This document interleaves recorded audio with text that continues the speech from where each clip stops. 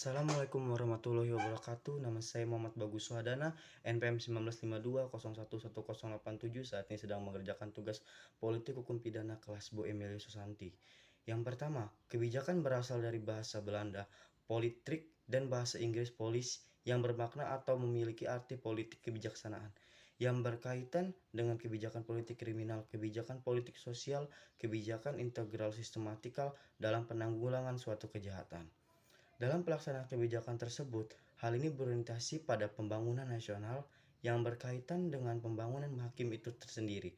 Tujuan pembangunan nasional hendak dicapai telah dirumuskan dalam suatu alinea kelima pembukaan Undang-Undang Dasar 1945, yaitu tentang melindungi segenap bangsa Indonesia dan seluruh tumpah darah Indonesia, serta memajukan kesejahteraan umum, mencerdaskan kehidupan bangsa, dan ikut melaksanakan ketertiban dunia, yang berdasarkan kemerdekaan, perdamaian abadi, dan keadilan sosial, serta mewujudkan cita-cita bangsa sebagaimana termaktub dalam alinea kedua pembukaan Undang-Undang 1945. Yang kedua, dalam suatu upaya penanggulangan kejahatan yang ada di Indonesia, hal itu juga dimasukkan ke dalam politik kriminal, atau yang dalam artian yang lain adalah kriminal polis, yang berarti suatu tata usaha rasional yang ada dalam masyarakat dalam dalam untuk mengurangi kejahatan atau tindak pidana. Adapun mengenai kebijakan kriminal itu, Sudanto juga mengumumkan 3 arti mengenai kebijakan kriminal, yaitu yang pertama ialah dalam artian sempit ialah keseluruhan asas atau metode yang menjadi dasar dari reaksi terhadap pelanggaran hukum yang berupa pidana. Yang kedua ialah penegak hukum termasuk di dalamnya. Yang kedua itu adalah dalam arti luas, ialah keseluruhan fungsi dari aparatur penegak hukum termasuk di dalamnya cara kerja dari dalam pengadilan dan polisi. Yang ketiga ialah dalam artian paling luas yang beliau ambil dari Jorgen Jepsen, ialah keseluruhan tentang kebijakan yang dilakukan melalui perundang-undangan dan badan-badan resmi yang bertujuan untuk menegakkan norma-norma sentral dari masyarakat. Adapun upaya penanggulangan kejahatan secara garis besar dapat dilakukan melalui 2 jalur, yaitu melalui sarana penal. Penal berarti ialah hukum pidana, melalui hukum pidana, dan yang kedua ialah saran non penal tanpa menggunakan hukum pidana. Dalam menanggulangi kejahatan diperlukan suatu keseimbangan dalam pekerjaannya. Artinya harus harus melibatkan semua pihak dengan tata cara pekerjaannya, itulah penanggulangan kejahatan. Keseimbangan tersebut selain adanya keterpaduan antara politik kriminal dan politik sosial, juga adanya keterpaduan integralisasi antara upaya penanggulangan kejahatan dengan penal dan non penal. Kebijakan hukum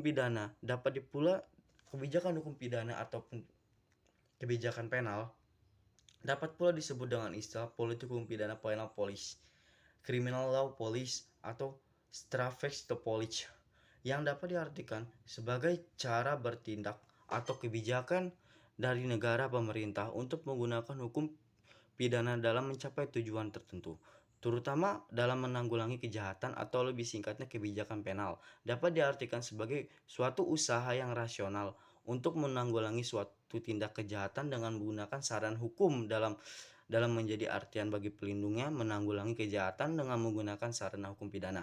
Artinya hukum pidana difungsikan sebagai suatu sarana dalam melaksanakan pengendalian sosial, yaitu dengan sanksinya yang berupa pidana untuk dijadikan sarana penanggulangan kejahatan. Yang kedua, pencegahan dan penanggulangan kejahatan apabila ditanggulangi melalui sarana penal, maka fungsionalisasinya, operasionalisasinya dilakukan melalui beberapa tahap. Tahap-tahap tersebut ialah sebagaimana berikut. Yang pertama ialah tahapan formulasi. Tahapan formalisasi yaitu tahap awal dalam hal pelaksanaan politik hukum pidana. Yang sering disebut dengan sebutan in abstracto. In abstracto ini menjadi suatu sebutan yang dibuat oleh badan pembuat undang-undang. Tahap ini sering disebut tahap kebijakan legislatif. Tahap awal dalam pembentukan suatu kajian undang-undang dalam guna untuk melindungi suatu kebijakan dalam masyarakat. Yang kedua ialah tahap aplikasi. Tahap aplikasi itu menjadi tahap kedua. Tahap kedua yang dianggap tahap yang penting guna untuk penerapan politik hukum pidana oleh para penegak hukum.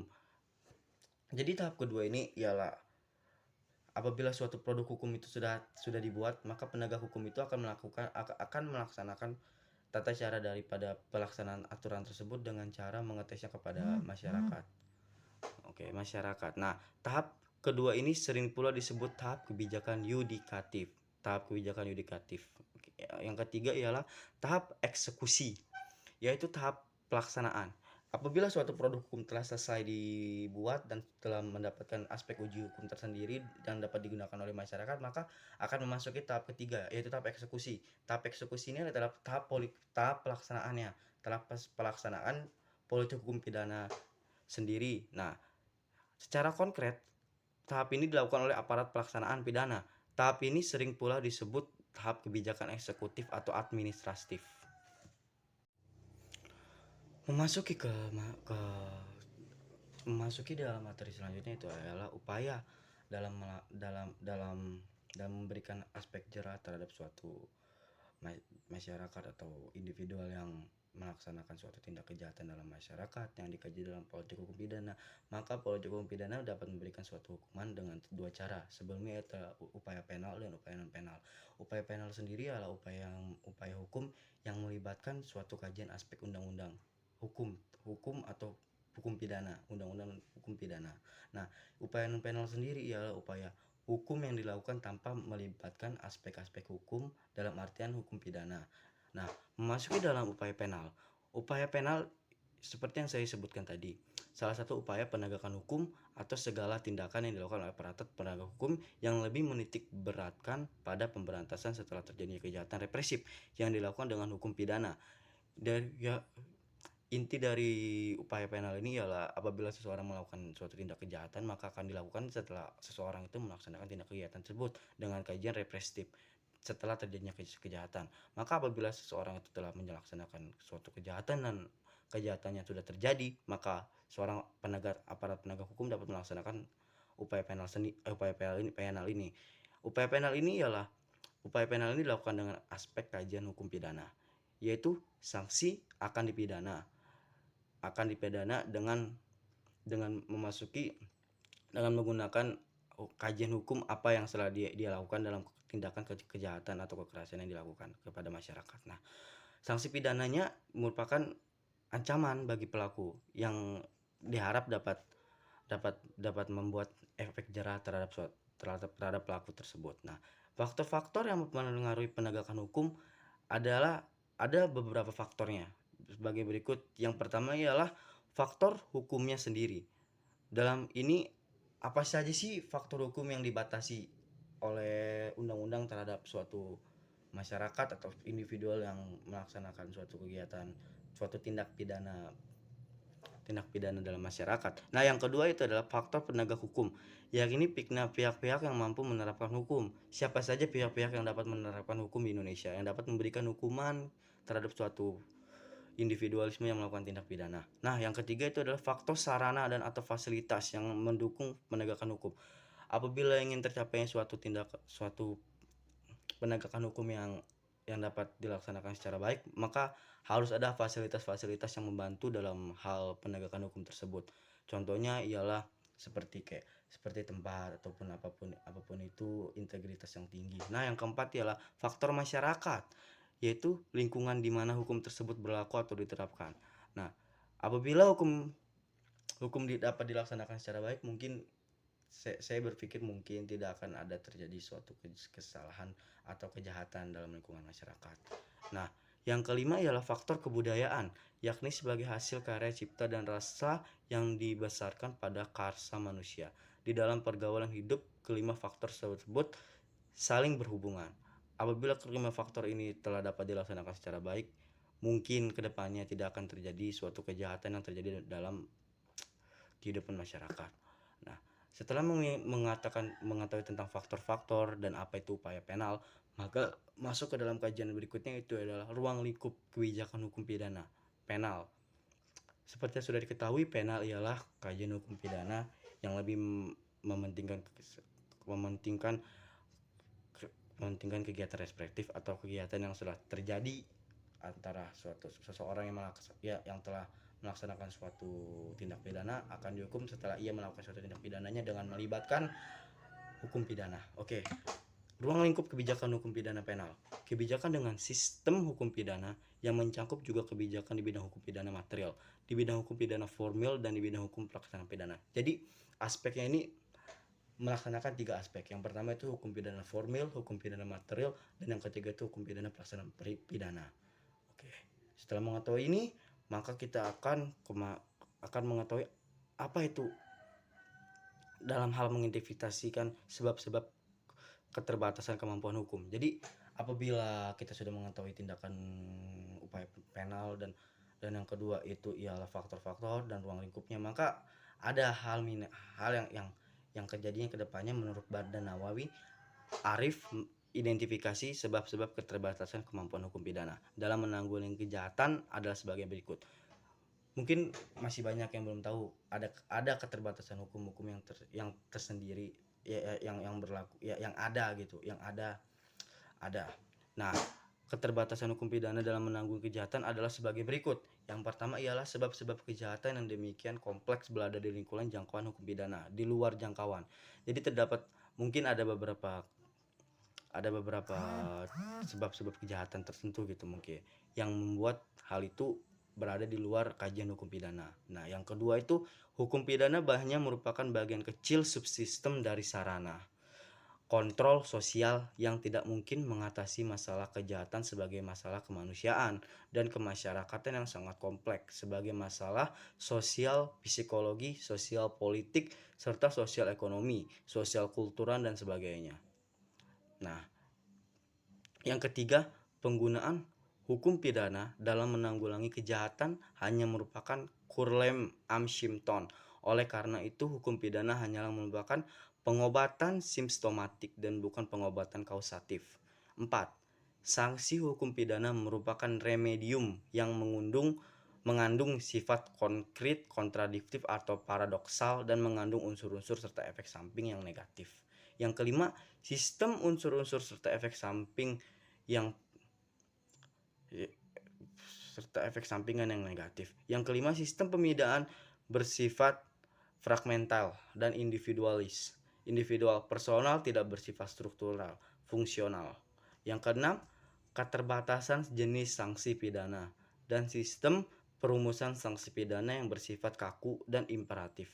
Yang ketujuh, bekerjanya atau berfungsinya hukum pidana memerlukan suatu sarana pendukung yang lebih bervariasi dan menuntut biaya yang lebih tinggi dalam hal penanggulangannya. Masuk ke kajian berikutnya yaitu ialah upaya kebijakan non penal. Seperti yang sudah kita ketahui, ada 2 upaya dalam penanggulangan hukum pidana. Penanggulangan suatu tindakan pidana. Yang pertama ialah tindakan hukum penal. Hukum penal itu seperti yang sudah kita ketahui dengan cara penanggulangannya itu menggunakan kajian hukum pidana.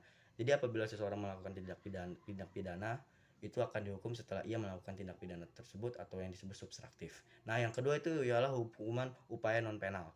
Upaya non penal itu ialah suatu upaya dalam kajian hukum politik hukum pidana dengan menegaskan tidak menggunakan aspek-aspek hukum pidana. Nah, upaya non penal dapat ditempuh dengan 2 cara, yaitu pertama ditempuh dengan menyebarkan masyarakat lewat kebijakan sosial. Nah, kebijakan sosial yang dibangun ini guna untuk memberikan suatu dampak positif kepada masyarakat.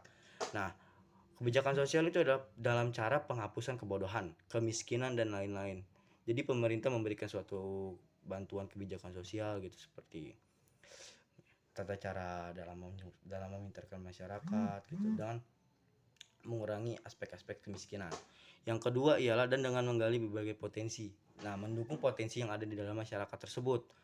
Nah, dalam kajiannya itu adalah pendidikan, agama dan kontrol orang tua.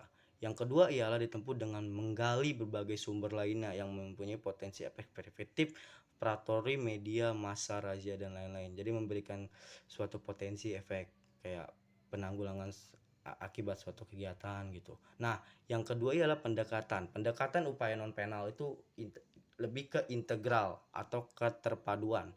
Keterpaduan tersendiri ialah kayak kita melakukan kedekatan antara satu orang dengan satu orang ataupun satu orang dengan masyarakat. Jadi pemerintah memberikan suatu pendekatan integral kepada suatu subbagian masyarakat tertentu di bagian-bagian tersendiri.